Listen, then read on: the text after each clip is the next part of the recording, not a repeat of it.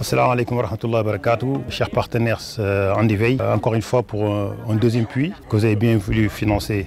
Parmi les puits qu'on a lancés aujourd'hui, ça c'est le deuxième puits, financé par votre association, qui se trouve au village de Kerdien, toujours dans la région de Kaolack. Alhamdulillah, nous sommes là pour s'enquérir des travaux, pour voir l'état de l'avancement des travaux. Donc, alhamdulillah, aujourd'hui on est à peu près à 5 mètres de profondeur. Donc les travaux avancent bien dans le bon sens. Tous les villageois sont présents malgré la chaleur ardente. Ils ont tenu quand même à être présents pour vraiment magnifier leur satisfaction. teen bi doon teen boo xam ne suñu ay partenaires ñoo ko financé muy association bu tudd Andivey comme ni ñu ko gisee ci tableau bi nii. Andivey beneen association la boo xam ne day dox ci wàllu humanitaire dox ci wàllu dimbale askan yi ñoom defe naa ne bii mooy seen 13e teen maanaam fukki teen ak ñett yoo xam ne def nañ ko fi biir Sénégal.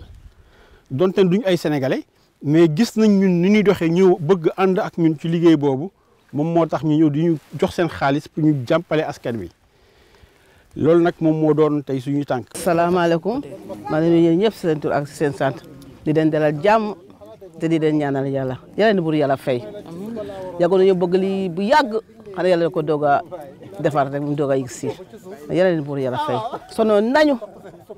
di boot suñ doom yi di daw guddi ak bëccëg mën ñoo am ndox suñ ginnaaw yëpp dañoo yàqu woon yëpp a yàqu ndax bootaay beeg root beeg ay fële gis nga xur bale di nga rootal ay béy rootal ay xar rootal ay sell root naan root fóot wala ngay bu póot loolu yëpp du nañ ko fii lu métti ci ndox forage baa ngi fii de duñu fay forage baa ngi fii mais daa am xorom kenn mënu koo naan borom tension mënuñ koo naan borom diabète mënuñ koo naan ñu ne duñu mën def da leen ñaanal mu yëg ak jàmm te ñaan ñi ko réalisé indi ko fii yàlla leen buur yàlla fay foofu ñu nekk ak seen jiw di ñuy ñaan ñuy sakku yi yàlla buur yàlla jox leen jiw.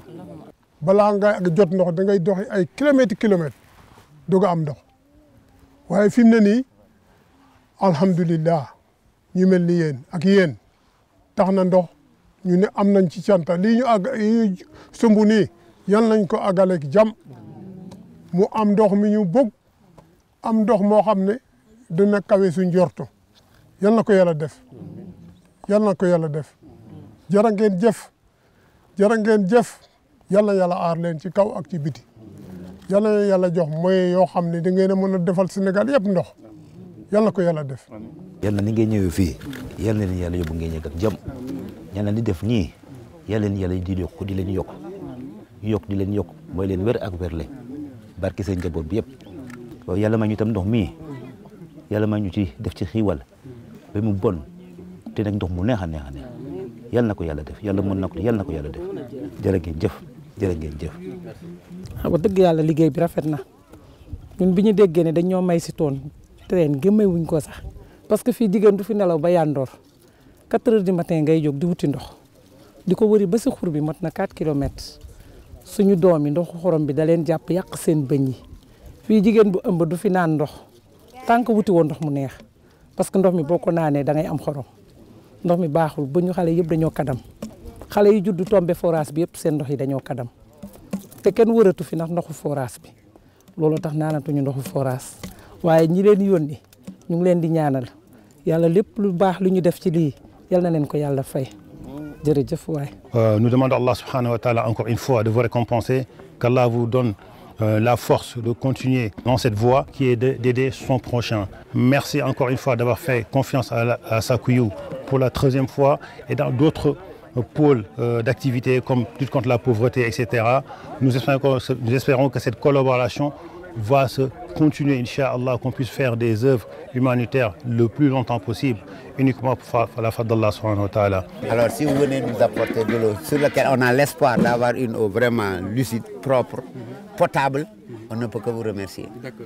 On souhaite que cette action soit pérenne, parce que les gens qui donnent, qu'ils puissent en avoir beaucoup plus, mieux encore. Quand des donateurs en ont, les pauvres y gagnent. Quand les riches en ont et qu'ils ne pensent pas aux pauvres, ça devient une catastrophe nationale. Ces enfants qui sont à l'étranger, qui ont leurs sueur, qui ont leurs fruits et qui pensent au village, qui pensent à la souffrance des femmes de nos villages, on ne peut que les remercier. Vraiment, nous souhaitons tout simplement que ces gens vivent très longtemps, avec plus de moyens encore, pour le bonheur de nos populations. Vraiment, on vous remercie du fond du cœur parce que le village là, le directeur de l'hydraulique, ministre d'État chargé de l'hydraulique rurale, il habite ici.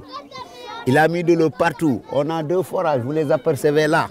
Mais l'eau n'est pas tout à fait potable parce qu'un peu fluorée. Et quand il y a du fluor et de la salinité, l'utilisation humaine devient difficile. C'est pourquoi vraiment, quand vous venez au secours de nos populations, de nos mamans, de nos sœurs, de nos papas, on ne peut que vous remercier. Que Dieu vous garde et qu'il vous garde longtemps pour que tout soit uni. Merci beaucoup. Merci pour ce témoignage. Merci beaucoup. À la prochaine, Inch'Allah. Yalbin, an roga